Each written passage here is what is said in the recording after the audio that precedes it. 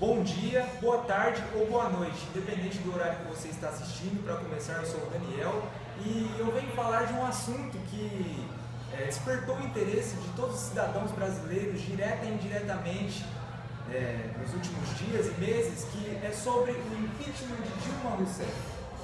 Para começar a explicar todo esse acontecimento, voltamos a 15 anos atrás, onde tudo se inicia. Em 2003, a Constituição Federal foi mudada.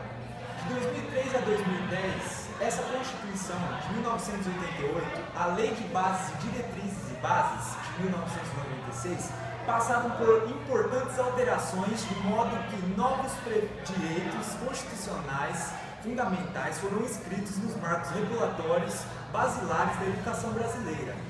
Aprender e discutir as mudanças no texto legal é um aspecto importante a se considerar na análise das políticas educacionais, na medida em que todo arcabouço normativo, ao mesmo tempo em que orienta e define muitas destas políticas, também se constitui em um canal de sua legitimação e afirmação social.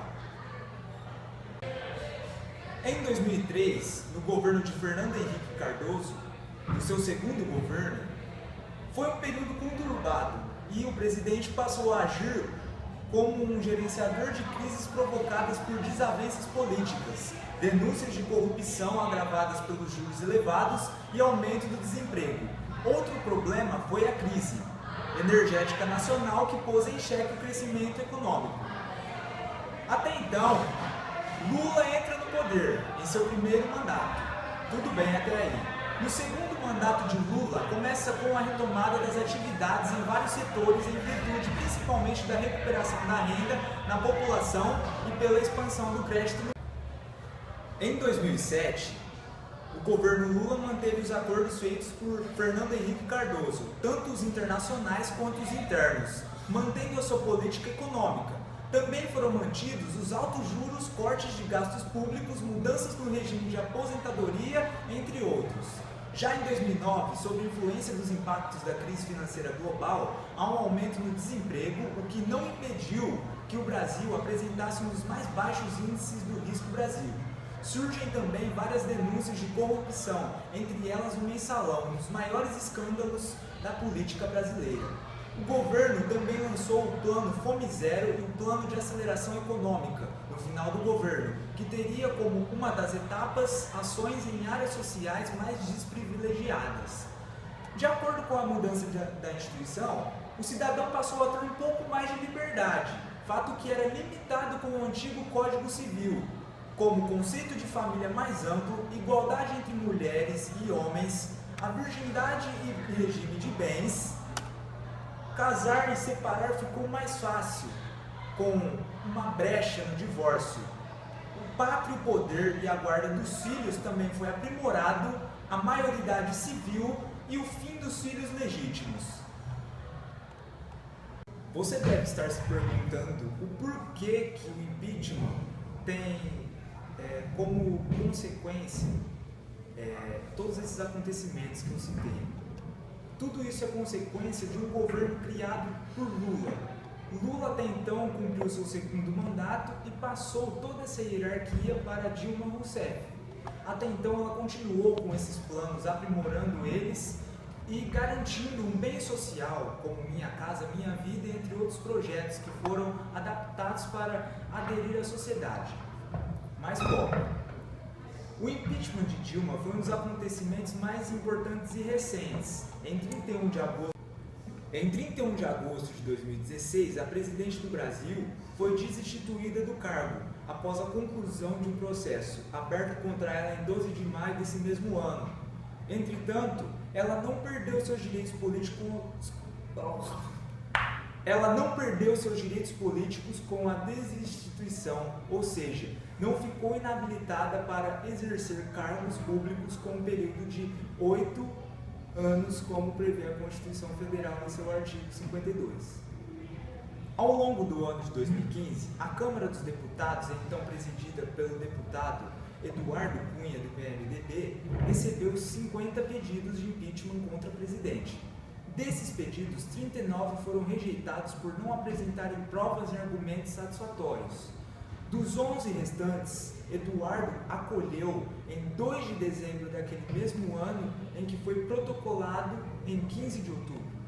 Esse pedido foi elaborado pelos juristas Miguel Reale e doutora Janaína Conceição Pascoal e Hélio Bicudo, e subscrito por 3 líderes de movimentos populares que articularam parte da massa de pessoas que foi para as ruas em várias cidades do país em 2015, sobretudo em março.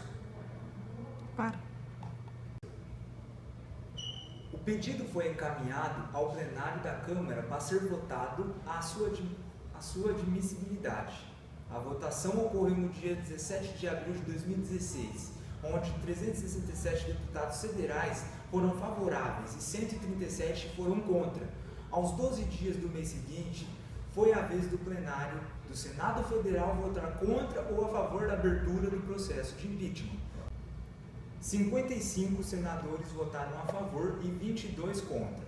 Sendo assim, o processo estava oficialmente em curso e, como previsto no texto constitucional, a presidente deveria se afastar temporariamente do seu cargo. Quem assumiria o posto interinamente seria Michel Temer, atual presidente do Brasil. Segundo a Constituição Federal do Brasil, durante o processo, os senadores desempenham funções de juízes. Portanto, foi montada uma comissão especial do impeachment para apurar as denúncias do processo, ouvir testemunhas das acusações e da defesa e debater política e juridicamente o caso. No pedido que foi acolhido, os denunciantes formularam a acusação de crime de responsabilidade contra a presidente, com base no artigo 85 da Constituição Federal e lei. O argumento principal dizia respeito à violação por parte da presidente de leis relativas ao orçamento e ao controle fiscal, como a Lei de Diretrizes Orçamentárias e a Lei de Responsabilidade Fiscal. Essa violação teria sido cometida com a edição de decretos de créditos suplementares sem a aprovação do Congresso Nacional e a realização de operação de crédito com instituição financeira controlada pela União. A defesa que foi realizada pelo advogado José Eduardo Cardoso, bem como os senadores partidários da presidente, justificou que a edição dos decretos consistia apenas em autorização de gastos sem impacto na realização das despesas, já que esta seria controlada pelos decretos de contingenciamento. Quanto a esse aspecto, no ano novo de 2015, o governo teria promovido o maior contingenciamento da história e, além disso, a defesa também argumentou que toda a realização do processo não tinha legitimidade porque não havia crime nenhum cometido por Dilma. Fez parte desse argumento a narrativa de que o processo, na verdade, era um golpe parlamentar, orquestrado por algumas personagens da cena política, como Eduardo Cunha e Michel Temer. Após Michel Temer assumir o poder, medidas foram propostas para reformas em diversos setores da nossa sociedade brasileira. Entre elas está uma das propostas, a reforma na educação, que faz com que algumas matérias sejam retiradas e que qualquer profissional em uma determinada área possa dar aula, não precisa ser especificamente professor. Isso leva ao cidadão que está acompanhado politicamente a acreditar que essa transição de poder tenha sido um golpe pelo fato dessas medidas propostas estarem em jogo e estarem em processo de análise pelo Senado Federal. Também está em andamento a PEC, que tem a iniciativa para modificar a Constituição proposta pelo governo, que tem como objetivo frear a trajetória dos crescimentos dos gastos públicos e tentar equilibrar as contas públicas. Como resposta, muitos cidadãos descontentes com essas reformas que estão sendo propostas e sendo aprovadas aos poucos, o presidente em exercício Michel Temer foi vaiado durante a cerimônia de abertura da Olimpíada do Rio, na noite de 5 de agosto de 2016, no estádio do Maracanã, ao declarar os Jogos Abertos. Na parte final da cerimônia, sem ser anunciado, Temer começou uma breve fala. Para concluirmos esse assunto, podemos dizer que houve sim o interesse da oposição em tirar Dilma do poder e estabelecer suas metas. Porém, concordamos com a saída da presidenta do poder. Mas acreditamos que ainda há muito que se fazer, pois ainda estamos em um processo de reforma política e esse impeachment ainda não está completamente acabado.